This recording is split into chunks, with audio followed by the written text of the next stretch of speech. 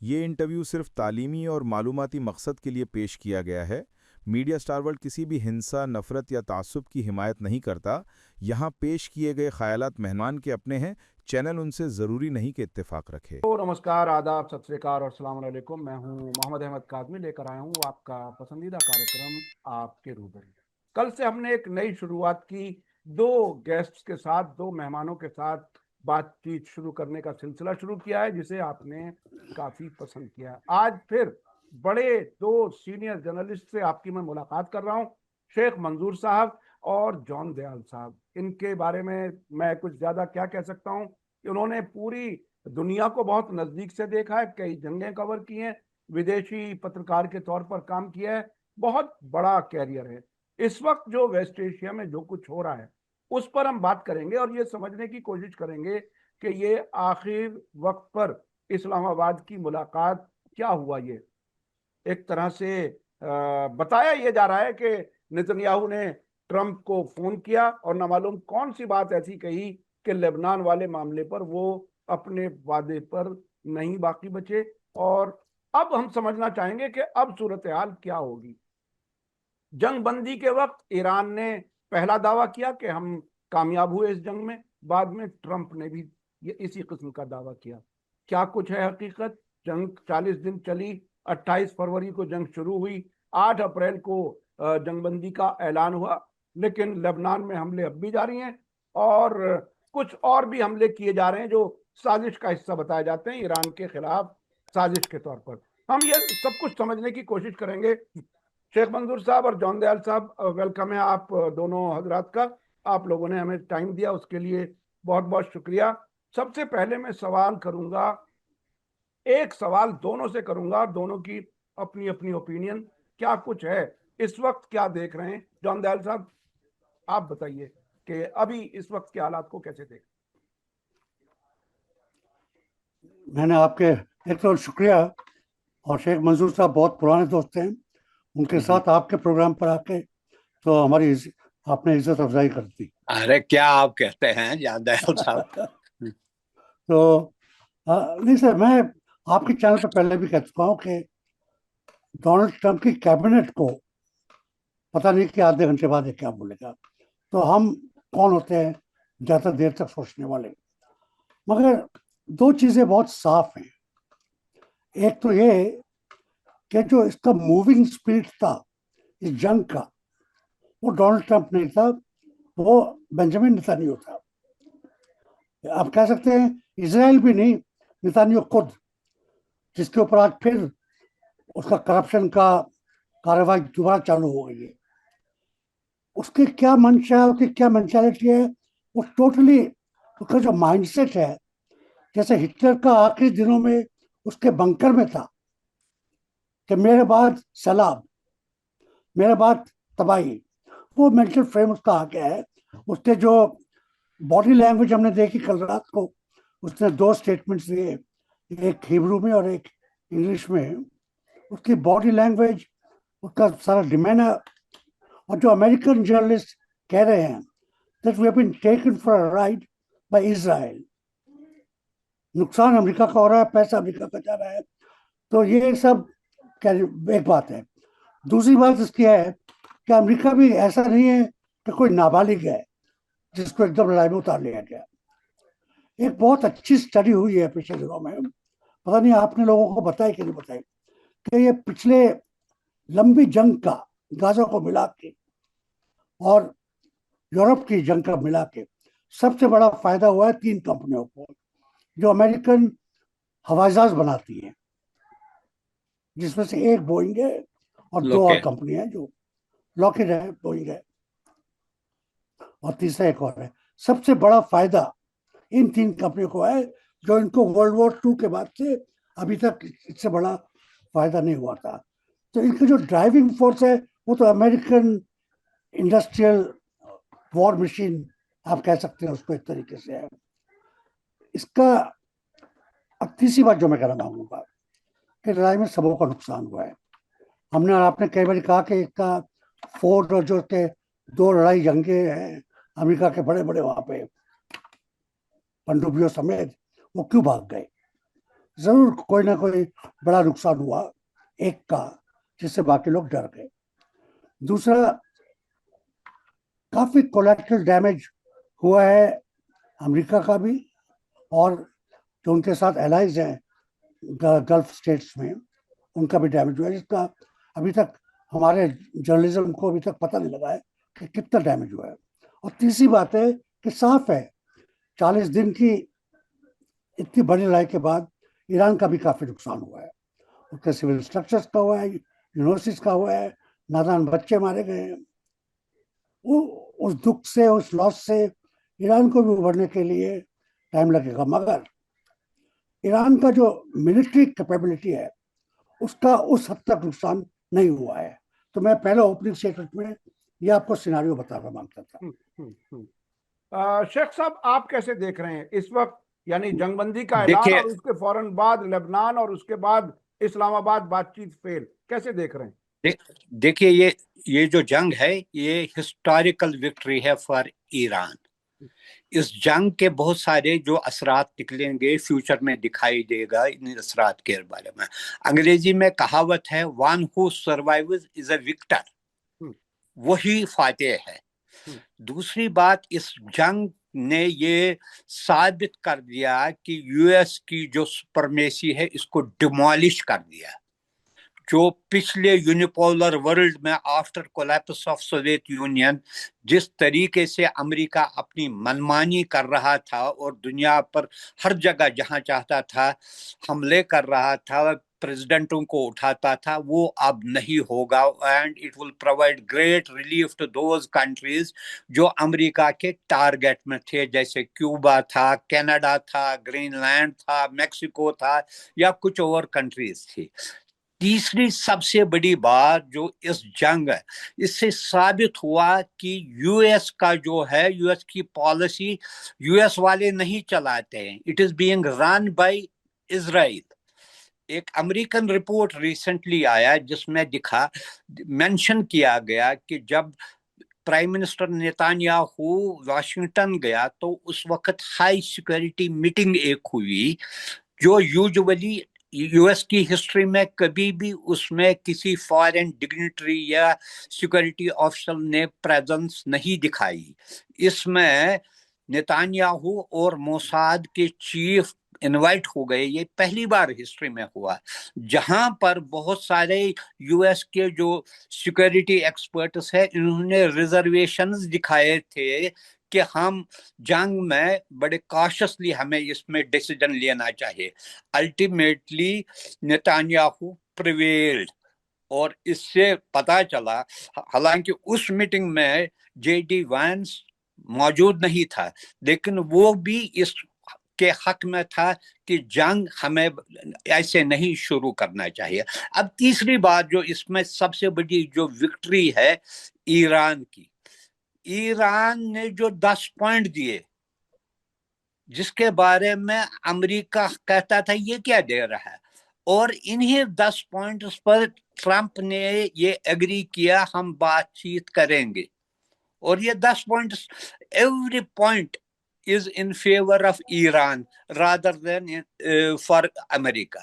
ये दिखा रहा है कि कहीं ना कहीं अमेरिका जो है इसमें बहुत सेटबैक हुआ है, जिसकी वजह से अल्टीमेटली ये भी रिपोर्ट्स आए हैं कि पाकिस्तान, ये अमेरिका ने पाकिस्तान को रिक्वेस्ट की, यानी कि उनको प्रेशराइज किया कि आप इसको जंगबंदी करने में मदद कीजिए हमें।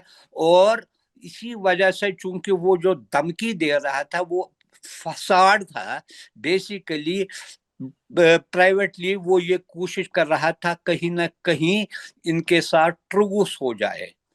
यही वजह है, चूंकि एक तो लैंग्वेज जो ट्रंप ने इस्तेमाल की इस जंग के दौरान, जो जिसको इमेजिन ही नहीं कर सकता है कि दुनिया का इतना सुपर पावर के प्रेसिडेंट जो ये लैंग्वेज जो इस्तेमाल कर रहा था, ही कुड हैव, उसके खिलाफ इम्पीचमेंट होने का भी डर था। ये सारी चीजें। दूसरी सबसे बड़ी बात जो है, जो सारे सिक्योरिटी एक्सपर्ट्स कह रहे हैं, जो अमेरिका ने रेस्क्यू ऑपरेशन किया था एक पायलट को निकालने के लिए वो उनको बहुत भारी पड़ गया, उसमें बहुत भारी नुकसान हुआ है। एक तो F-15 के अलावा दो जो है A-30 जहाज के अलावा दो हेलीकॉप्टर, और पता नहीं कितना और नुकसान उनको हुआ है। अगर आप देखेंगे उसके बाद ही ये टर्निंग पॉइंट आ गया कि अमेरिका इस बात पर राजी हो गया कि मैं नेगोशिएशंस के लिए तैयार हूं, जबकि वो कह रहा था कि मैं ईरान को स्टोन एज में धकेलूंगा। ये सारी चीजें, और फिर देखिए 10 पॉइंट्स क्या जो है वो सारे जो है उसमें अमेरिका ने इसने कहा है एग्रीएबल है। ट्रंप के वर्ड्स देखिए, we can agree on this, उसमें कोई 20-19 की फर्क होगी।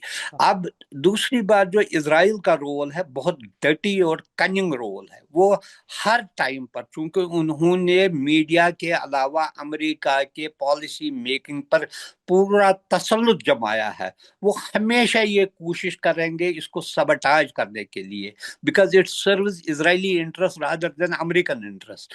अमेरिका को मैं शायद एक बड़ी अब जो लॉबी है, जिसमें अभी रिसेंटली जो कुछ हाई रैंकिंग ऑफिसर्स थे यूएस एम्बेसी, यूएस एडमिनिस्ट्रेशन में, उन्होंने भी वार्न किया यूएस को कि ये सबटाज करने की कोशिश की जाएगी थ्रू मीडिया, थ्रू इसमें जो यूएस इजरायली लॉबी है वाशिंगटन में, इसलिए बहुत मोहतात से काम लेने की जरूरत है।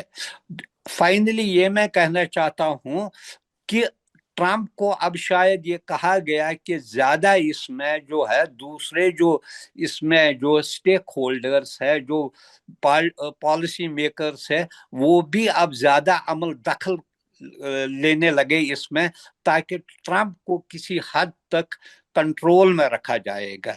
वो एक जो है अनब्रिडल्ड आदमी है, वो कुछ भी कर सकता है, वो इतना वो कभी कभी आग बगोला होता, उसको अपनी जबान पर कंट्रोल नहीं रहता। ये बहुत कई चीजें आपने बताई कि जो हेजेमनी अमेरिका की उसको पूरी तरह से झटका लगा, ईरान जीता है, और जिस तरह से पायलट को निकालने की कोशिश की गई थी, जिसके बारे में ईरान ने कहा कि वो न्यूक्लियर एनरिच यूरेनियम निकालने की हाँ, कोशिश की, तो ये एक टर्निंग पॉइंट था। अच्छा, मैं अब ये आगे समझना चाहता हूं जॉन दयाल साहब कि ये जो पहले ही दिन इतना बड़ा हमला जिसमें सैकड़ों लोग मारे गए लेबनान में, इतनी बड़ी तादाद इतनी लंबी जंग में नहीं थी जो जितना बड़ा ये हमला, उसके साथ साथ अब जो नई सूरत हाल आई है वो ये कि ईरान ने कह दिया लेबनान को हम अकेला नहीं छोड़ सकते, अगर उसको आप शामिल नहीं करते तो हम बातचीत में ही नहीं आते। इस्लामाबाद आज बातचीत होने वाली थी, लेकिन अब उन्होंने कह दिया हमारा कोई डेलीगेशन नहीं जा रहा। अब आगे क्या वे आउट है, कैसे रास्ता निकलेगा? ईरान ने एक बहुत खूबसूरत सेंटेंस इस्तेमाल किया है कि हमारे साथ लेबनान खड़ा रहा था, वहां के लोग खड़े रहे थे, हम उनको इस मौके पे कैसे छोड़ सकते हैं। ये जो सॉलिडारिटी है ईरान की अपने दोस्तों के साथ, बहुत इंपॉर्टेंट चीज है, और मोराल के लिए तो है ही है, मगर इसके आगे क्या देखा जाएगा इसमें ना मैंने जिक्र किया ना शेख साहब ने जिक्र किया। इनका एक और साथी है जो बहुत ही चुपचाप देख रहा है, वह चीन। ईरान ये मिलिट्री स्ट्रगल जो उसकी है सस्टेन नहीं कर पाता अगर चीनी सैटेलाइट यस यस और चीनी इंटेलिजेंस उसके साथ टोटली नहीं होता। और उससे बात साबित है क्योंकि रशिया आज के मुकाबले में चीन से पीछे आ गया है। कभी एकदम आसमान छूता था, हालात ऐसे हो गए कि चीन के पास इकोनॉमी है, चीन के पास मटेरियल है, साइंटिस्ट हैं। तो आज का चीन 1955-60 का रशिया है, एकदम टॉप पर है। और उसने जो इनडायरेक्ट इजराइल के साथ के खिलाफ और इजराइल के जो शील्ड्स थी, स्टील शील्ड्स थी, सारी शील्ड्स थी, उनको शैटर करने में हमको तो दिखा नहीं रहे हैं, कोई टीवी स्टेशन दिखा नहीं रहा है कि इजराइल के अंदर क्या बौखलाहट हुई है, कौन कौन से वाइटल इंस्टॉलेशंस डिस्ट्रॉय हुए हैं। आप और मैं शायद वाया ईरान कुछ खबरें मिल जाती हैं, तो वो इंटरनल खबरें अभी भी total and absolute censorship Israel ने मान रखा है। इनमें जिस तरीके से लेबनीज के अंदर जो लोग हैं, हुतीज हैं, इनका, हिजबुल्लाह वगैरह, इनका जो हाथ रहा है ईरान के साथ और ईरान के पीठ के ऊपर, बहुत ही अहम चीज है। और जैसे शेख साहब ने कहा, इसके पोस्ट वॉर जो सिचुएशन सेटअप होगी, यूनिपोलर तो होगी नहीं, यूनिपोलर तो होगी नहीं, बाइपोलर भी होगी, और उसके कंटूर्स क्या होंगे, उसमें ये बात साफ हो गई है कि ईरान बहुत अहम रहेगा, रशिया रहेगा, चाइना रहेगा। और उसमें क्योंकि हम हिंदुस्तान से बोल रहे हैं, हमको डबल बारी सोचना पड़ेगा कि हमारी औकात कहाँ पे हम ले आए हैं अपनी गलतियों से। जी, उस पर हम आएंगे भारत के सिलसिले में। अब जो एक देखिए, मैं इसमें ऐड करना चाहता हूँ जी थोड़ा। जी बताइए। देखिए, जब ये ट्रूस का एग्रीमेंट हुआ है, ट्रंप ने रिट्वीट किया जो शहबाज शरीफ का जो स्टेटमेंट था इसके बारे में, उसमें क्लियरली मेंशन है कि ये जो एग्रीमेंट है it applies to also Lebanon. जब मैं सवेरे देख रहा था तो ट्रंप ने पहले में कहा था कि ये लेबनान भी इसमें, और उसके फौरन बाद चूंकि इजराइल ने कहा कि नहीं ये इसके साथ जुड़ा हुआ नहीं है, और वो ये दिखाना चाहता था कि वो इस ट्रूस के खिलाफ है, और इसने इतनी शदीद बमबारी वहां पर की जिसमें सैकड़ों लोग मर गए, जो अनपैरेलल्ड है। लेकिन इसको, हालांकि शहादत बहुत हुई है, लेकिन इससे यूरोपियन कंट्रीज जो है जिनके वाइटल, खासकर फ्रांस का वाइटल इंटरेस्ट है, उससे वो सारे इनके खिलाफ हो गए। यहाँ के कुछ कंट्रीज ने उनके डिप्लोमेट्स को कहा कि उनके खिलाफ पूरी पाबंदी लगाने पर लगी है। दूसरी बात, जैसे जान दयाल साहब ने कहा है, अगर आप देखेंगे ट्रंप ने खुद ये एडमिट किया है कि पाकिस्तान के अलावा चाइना का भी इसमें बहुत इंपॉर्टेंट रोल रहा है। जब पाकिस्तान के फॉरेन मिनिस्टर इसहाक डार चाइना गए तो उसके बाद एक 5 पॉइंट फार्मूला बनाया गया। अगर देखा जाएगा ट्रूस के लिए this has become a basic formula. उसमें यह भी कहा गया था, हुर्मुज स्ट्रेट को खोलने की भी बात की थी, जबकि दूसरी चीजें, एक तो cease fire, permanent cease fire, lasting solution, और दूसरी जो जिन पर रिजर्वेशन ईरान के थे उनको भी मद्देनजर रखा गया। तो मैं उसी पर आने वाला था। मैं अब ये समझना चाह रहा हूं, जैसे ही लेबनान में हमले बढ़े, ईरान ने पहला कदम उठाया, हॉर्मोज को बंद कर दिया और कह दिया कि यहां से, बल्कि वापस गए कुछ शिप्स वहां से, बहुत बहुत सारे शिप्स वापस पड़ गए। अब सूरत हाल ये है, ऐसा लग रहा है कि ईरान ने एक तरह से लेवरेज के तौर पर हॉर्मोज को बहुत ही बेहतरीन इस्तेमाल करना शुरू कर दिया है। उसी से वो कहता है कि मैं अपने जंग के जो नुकसान हुए हैं वो पूरे करूंगा। और दुनिया में कई और ऐसे रास्ते हैं, कॉरिडोर्स हैं, जहां वहां के मुल्क बाकायदा पैसा लेते हैं। मसलन स्विस में लेते हैं, तुर्की पनामा है, कैनाल में लेते हैं, उधर सिंगापुर है जी सिंगापुर में लेता है जी। तो अब ये बताइए, ये तय हो चुका कि हुर्मुज ईरान के कंट्रोल में है, उसको ट्रंप ने भी मान लिया और प्रैक्टिकली ईरान ने साबित भी कर दिया। अब क्या कोई रास्ता अमेरिका के लिए या इजराइल के लिए या इन अरब मुल्कों के लिए कोई रास्ता है बगैर ईरान को सेटिस्फाई किए, बगैर ईरान के इजाजत के यहां से कोई कारोबार नहीं कर सकते?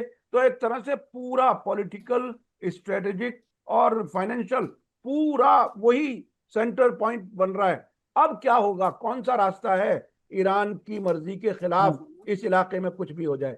कैसे देख रहे हैं आप शेख साहब? आप भूल गए, आपने रेड सी और हुतीज की बात नहीं की। जी जी यहाँ पे हॉर्मूज और वहां पे हुतीज का जी जी। पूरा रास्ता बंद हो जाएगा।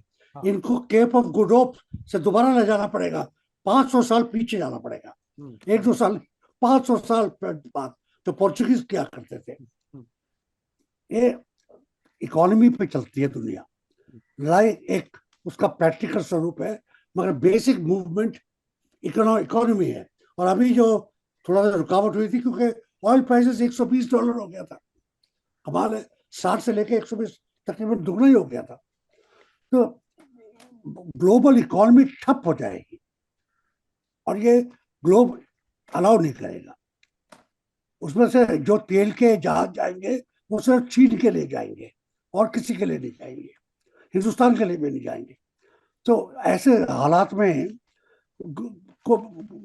ट्रम्प के जो हिमायती हैं वो भी नहीं मानेंगे। ट्रम्प वो तो टोटली बिजनेसमैन है, वो जनरल नहीं है, सोल्जर्स नहीं, बिजनेसमैन है, वो प्रेशर डालेंगे। मगर शेख साहब ने एक बात की, आपने भी कही है, उसके ऊपर मैं थोड़ा और हमको फोकस करना चाहिए। इसराइल को बच के जाना नहीं चाहिए, ये सैबोटाज करता है। आपने कहा कि इसने जो एक ट्रूस हुई थी उसमें कहा कि लेबनान नहीं है, कहने से पहले लेबनान के ऊपर बमबारी इसने शुरू कर दी थी। मतलब ये अमेरिका को भी एक फेथ कंप्लाई, एक चैलेंज देता है, क्या करो क्या करोगे, हमने तो शुरू कर दिया है। इसको रोकना पड़ेगा, इसको ग्लोबली रोकना पड़ेगा। और अमेरिका से भी बातें आनी चाहिए, आ रही है कि कैसे कंट्रोल कर सकते हैं इसको, इजराइल को, कि इजराइल का सिर्फ मुंह ही नहीं बंद करना है, उसका जो बटन है, उस पर जो उंगली उसने बटन पर रख रखी है, उसको किस तरीके से रोका जाए। और मेरा ख्याल है कल जब ये नेसेट में ये दोबारा ट्रायल शुरू हुई है तो ये उसका पहला हिस्सा है मेरे ख्याल से। तो इसमें जो बात देखिए, इसमें मैं थोड़ा जी, जी। देखिए, ये जो हुर्मुज का स्ट्रेट ऑफ हुर्मुज का मसला है, अभी मैंने एक रिपोर्ट देखी है, इसमें ईरान $1.25 पर बैरल चार्ज करना चाहता है। कहा इसमें 2 मिलियन पर शिप, 2 इसमें मिलियन ये में। क्वांटिटी के हिसाब से कहते हैं, पर बैरल के हिसाब से अब कितने बैरल्स हो गए। लेकिन मैंने एक शिपिंग जो कंपनीज का जो एसोसिएशन है उनका एक डायरेक्टर था जो दाउजान्स पर था, उसने एक रिपोर्ट दी है, कहते हैं हम सुएज कनाल से जो गुजरता है उस पर भी टैक्स देते हैं, और जो पनामा कनाल है उस पर भी, जैसे दया जान साहब ने कहा कि सिंगापुर भी, लेकिन वो कहता है ये हायर रेट है, हो सकता है इस पर ये एक सेटलमेंट हो जाएगी, इसीलिए उस पर कुछ बातचीत चलेगी, एक रीजनेबल अमाउंट दिया जाएगा। दूसरी बात, ईरान को ये एडवांटेज है, रेड सी मैक्सिमम जहां पर ये है स्ट्रेट ऑफ हॉर्मुज, ये शैलो वाटर्स है। अगर बड़े बड़े टैंकर्स है जहां पर एक डेप्थ जो है 30 मीटर्स ही है, इसलिए उनको वहां से पास होना, जो ईरान के नॉटिकल टेरिटरी से बाहर है उनसे पास होना बहुत मुश्किल है।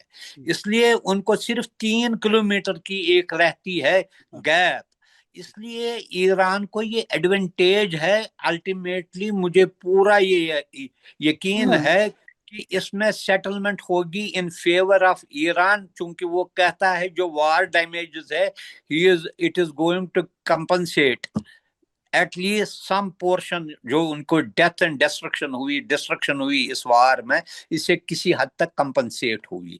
दूसरा जो अभी वाजिब भी है दूसरा जो ईरान को अभी सैंक्शंस उठाए, उनको तेल पर जो सैंक्शंस उठाए, उससे भी ईरान को पर डे $170 मिलियन का जो ट्रेड हो रहा है। अगर ये सैंक्शन ज्यादा देर उठाएंगे तो ये ईरान की इकोनॉमी के लिए बहुत अच्छा है। बहुत अच्छी बात। पिछले जो एक तो 2 वार जो हुए, पिछले साल जो किया था अनप्रोवोक्ड वार ईरान, इजराइल और अमेरिका ने, और इस वक्त जो 40 दिन का वार है, इससे जो वहां पर इंफ्रास्ट्रक्चर में तबाही हुई है वो किसी हद तक उसको रिबिल्ड करने में मददगार साबित होगा। लेकिन ये बाय एंड लार्ज ये डेफिनेटली मुझे लगता है नेगोशिएशंस में भी यहाँ पर ईरान की एक जस्टिफिकेशन है। और इसी आज मैंने कहीं लिखा, कुछ उन्होंने वेसल्स को अलाउ करने की इजाजत दी, लेकिन उन्होंने ये पूरी कंडीशन रखी है, it should be subject to truce in Lebanon.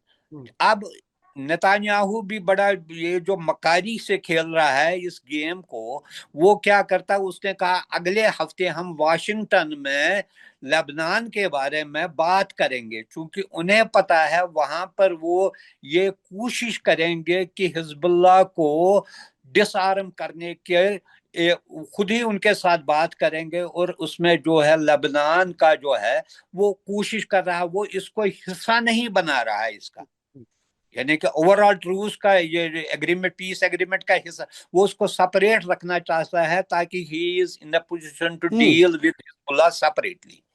और लेबनान की सरकार खुद पहले ही इजराइल और अमेरिका की जेब में बैठी हुई है, उन्हीं के वो इशारे क्या पे करेगी, उनके पास है क्या, उनके पास कोई ये डिफेंस है ही ये नहीं, तो ये जो तो कुछ भी पहले है से हिजबुल्लाह का है। और यूजुअली ये जो सरकारें जो वहां पर बैठी, खासकर प्राइम मिनिस्टर जो वहां का होता है, एक तो फ्रांस, दूसरा जो गल्फ कंट्रीज, उनका आशीर्वाद होता है, उन्हीं की वजह से वो बनते हैं। लेकिन वो कभी कभी अपने ये भी कहते हैं कि हम कुछ नहीं, आपने देखा कि वार के दौरान ही इन्होंने कहा कि हिजबुल्लाह को हमने बैन किया, इसको इससे पहले डिसआर्म कर, कौन किसको डिसआर्म करेगा? ये जो है ये तो हिजबुल्लाह को डिसआर्म नहीं कर सके, और इस जो पिछले दिनों जो ये जंग हुई है, एक दिन में हिजबुल्लाह ने 100 से ज्यादा हमले किए हैं। अच्छा, अब हमारे पास वक्त जरा कम बाकी बचा है। अब मैं ये समझना चाहता हूं, ईरान इस्लामिक रेवोल्यूशन के बाद एक आइडियोलॉजी पर काम कर रहा है। उसने बिल्कुल शुरू से, उनकी लीडरशिप ने दो बातें बहुत ही अहमियत के साथ कही हैं। नंबर एक, अमेरिका सबसे बड़ा शैतान है, वो इस इलाके से बाहर हो, उसके बाहर करने का इंतजाम कर दिया इस जंग में, उसके फौजी अड्डे तबाह कर दिए काफी हद तक। दूसरे, इजराइल एक कैंसरस नासूर है, उसको उखाड़ फेंकना जरूरी है, उसको भी काफी कमजोर कर दिया, और हॉर्मुज उसके कंट्रोल में है। अब ये बताइए, जो उसके आइडियोलॉजिकल ऑब्जेक्टिव्स हैं, अमेरिका को बाहर करना, इजराइल को खत्म या कमजोर करना, अब हॉर्मुज अपने हाथ में आने के बाद वो अपने एम्स भूल जाएगा क्या? क्या उसे कैसे पूरा करेगा, जॉन दयाल साहब? नहीं, शेख साहब ने हॉर्मुज की आपको टोपोग्राफी बताई और आपने भी समझाया। ये जो हॉर्मुज है, इसका आप कह सकते हैं शुरुआत से लेकर अंत तक हर कोना 3 किलोमीटर तक ईरान की पहाड़ियों में छुपी हुई गन्स के कंट्रोल के अंदर है। कोई शिप, कोई मैं कहता हूं मछुआरा भी नहीं जा सकता बिना निगरानी के। तो टोटल वहां पे तो ये चैनल तो टोटली कंट्रोल में आ गया है, और रेड सी भी कंट्रोल में है। इसका इकोनॉमिक लिवरेज बहुत बड़ा है, और इकोनॉमिक लिवरेज का ईरान अब सीख गया है कि इकोनॉमिक लिवरेज कैसे इस्तेमाल किया जाए। ईरान ने एक और सीख दिया दुनिया को, हमको भी। उसका आपने सुपीरियर लीडर को, सुप्रीम लीडर का कत्ल कर दिया। मगर ये एक सर वाला नहीं है जानवर, इसको जानवर कहना बुरी बात है। ये पुराना जो मिथोलॉजिकल है, इसका हर अंग इसका सर है, हर अंग इसका हथियार है। कहां तक क्या क्या काटेंगे आप? एक काटेंगे 10 पैदा होंगे। ये जो इससे बताया कि सिविलाइजेशन क्या होती है, इसका मतलब क्या है सिविलाइजेशन का? ये 6-7 हजार की सालों की सिविलाइजेशन है। इसका मतलब क्या है? यहाँ पर हर बच्चा सुप्रीम लीडर बनने की कुवत रखता है मौका आने पर, और शहादत के लिए भी तैयार है। ऐसे फोर्स को आप कैसे कंट्रोल करेंगे?